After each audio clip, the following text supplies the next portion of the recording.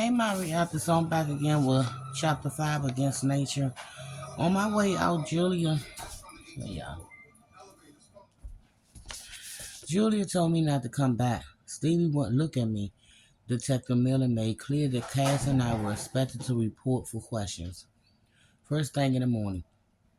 If we were not there by 9 a.m., she would have us arrested for obstruction. She stayed behind as both women watched me walk to the elevator. I felt their stirs on my back. Didn't turn. On my way down, I touched my bandages. I recalled the words whispering in my ear, "Dexter, come and close my door!" as the knife pressed to my neck. Someone must have seen him entering or leaving. I turned west and returned to the theaters. The kid issuing tickets said he had no clue what I was talking about. He never seen a guy who looked like that. But then he said he never seen me before either. And I bought a ticket from him a few hours before. His eyes were stone slits. He had to tilt his chin up to look at me. His eyeballs invisible behind a curtain of lashes. "I told you, man, I never seen that dude before, and I never seen you either," he said. "Now, do you want a ticket or not? Do you mind if I go back and ask your colleagues behind the snack bar?" "My colleagues?" He yawned and laughed at once. "That's pretty funny, man. But yeah, I do mind. You gotta buy a ticket to get in." I pushed a 20 under the glass and asked him to pick whatever he recommended. "You like Japanese horror?" he asked. "Perfect." Seriously, I waited until the hamsters in his head couldn't inch the wheel forward. He blinked and smiled. "All right, you're just like buying a ticket so you can go talk to my colleagues inside. You're a sly man. Like a fox," I told him. He pushed the ticket and my change under the glass and tried to wink. His head low to the side like he was having a stroke. "Enjoy your show?" he asked. He said, "The kids working behind the snack bar were about as helpful. Maybe not quite as stoned, but glazed with indifferences. No, they never seen the man I described, and yes, they will remember someone who looked like that. They thought at least they were pretty sure that they'll remember, but no, man. They hadn't seen a bold tattoo dude in the last few hours. I thanked them for their uselessness and left with even less hope for humanity. On the way home, I returned to the McMartin for another pop. Double bullet, bottle of Stella. The previous rounds were burned away too soon by the scene at the co-ops. I felt the pull of a blender coming on. I kept it in check long enough. In times of extreme stress, it was necessary medicine. Taking in the surroundings, I realized I couldn't get used to this. I'd grown accustomed to good living with Julia, where drinks prices were not looked at and dives were beneath consideration. Hold on, y'all. They making too much noise.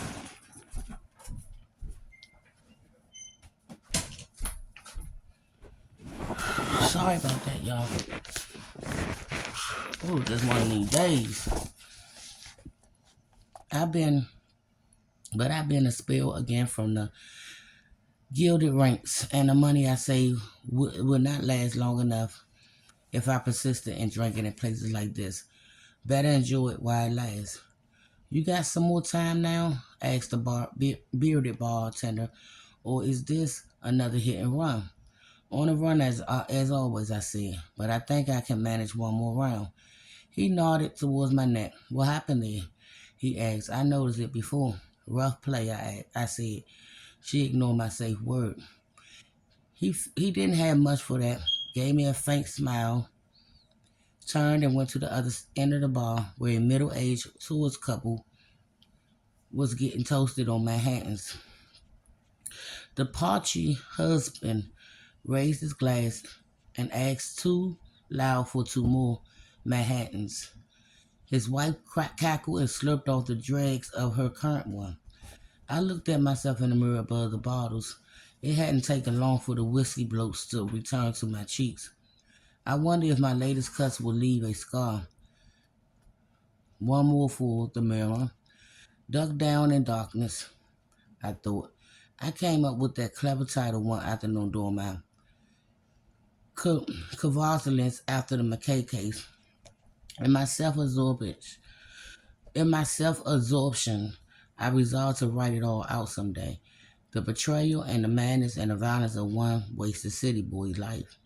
But all I managed to write so far was that title, which probably wasn't as clever as I thought. Cass would be waiting at home, eager to share the latest. I had plenty to tell her, too. Returning with a hazy head of booze wouldn't be appreciated. I waved down the bartender and asked for one more in a check, but this time no need to make it a double. A single shot would be fine. It was the little show of temperance that mattered. I walked home in a mostly straight lane, enjoying the magic I would like. This was when the city light to reveal its full charm. In the spring, twilight hour was when the sun bowed and granted that special glow against the buildings, when everyone stopped and gazed, if only for a moment at the city posing for its portraits.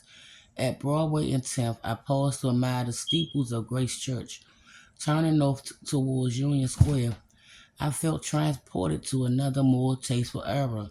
The old loft building with their high windows and decorated facades still lined the boulevard. The Strands was still there, unchanged as ever, with its miles of books and beckoning. The Empire State and the Con Ed stood tall and proud, status of a city built right. But then my eyes drift to the new soaring glass disgraces that continues to insult the skyline, and my reverie was broken. I returned to the apartment in all spirits. Given the events of the day, I should have been distressed.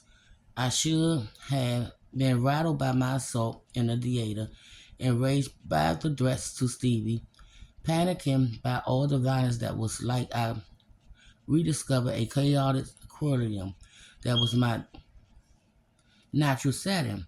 I strolled in with a beautiful smile and went to the fridge and poured myself some ice water. Took a glump and leaned against the kitchen counter and said, "What a day." Cass was watching me from the couch with distrust.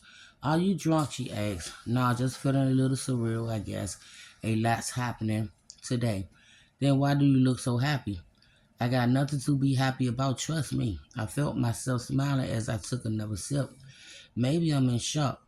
What happened to your neck?" I touched the bandage, pressed the cold glass against it. "I suppose that would be a good place to start." "Duck, you're starting to act strange. Seriously strange," said Cass. "Talk to me. Shall we begin with the knife to my neck in a darkened theater?" I asked, "or perhaps the anonymous threat made to an 8-year-old boy. Oh, and we're both expected at the ninth precinct tomorrow morning. We have to share all we know about the death of Victor and Cole." "Christ, Duck." "Had no choice, darling." The mother of said 8-year-old was less than pleased by the letter she received. I was just lucky she allowed me to call Detective Miller instead of calling 911. "Come sit," she said. "Talk to me." She sparkled in Parliament and hell and kept her eyes on me through the plum of smoke as I refilled my water and joined her in the living room. "Here we are again," I said. She scanned the small room like it was foreign space. It felt different now.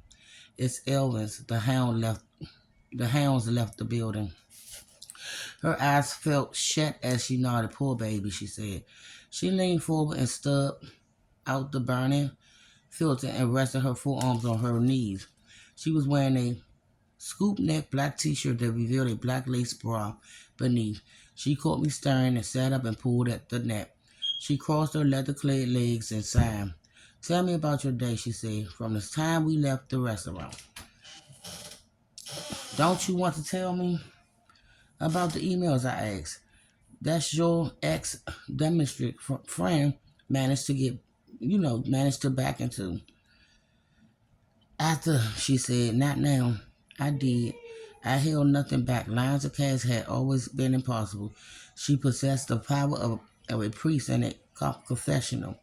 The compulsion to spill and ask for penis was the same. Whispering secret, sharing bottled desire, asking to atone and be forgiven for sins, and the church wondered why it had issues with sex and abuse. It was all the same dance. I rather kneel before a gorgeous lady in leather. I told her of my walk through the village, returning to Charlie McKay's house, and trying to resist the urge to drink, determined to stay sober for Julie and Stevia. I told her about the film I watched, the sushi chef monk-like devotion to the perfect bites of fish. I described the tattoo arm around my eyes and the knife pressed to my throat, and I repeated the words breath in my ear. I confessed going to the mountain and told her what I told us back before going to the Coens and finding Julia there, shaking and staring at the letter. Then there was the arrival of Detective Miller and finally Stevie coming out and telling us his run-in with the guy who must have been Oliver. When I finished, Cass' expression was unchanged.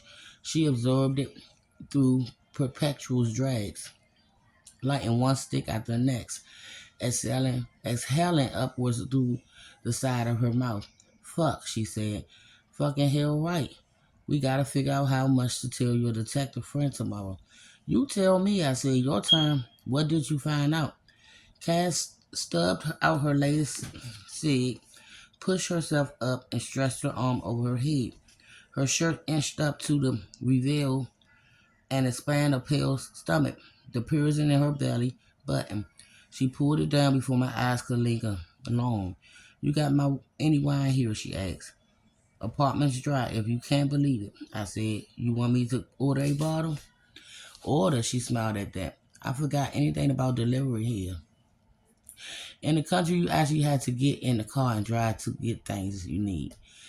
As opposed to Manhattan, that offered 5-star hotel room service option from any room in the city, it was better than any hotel.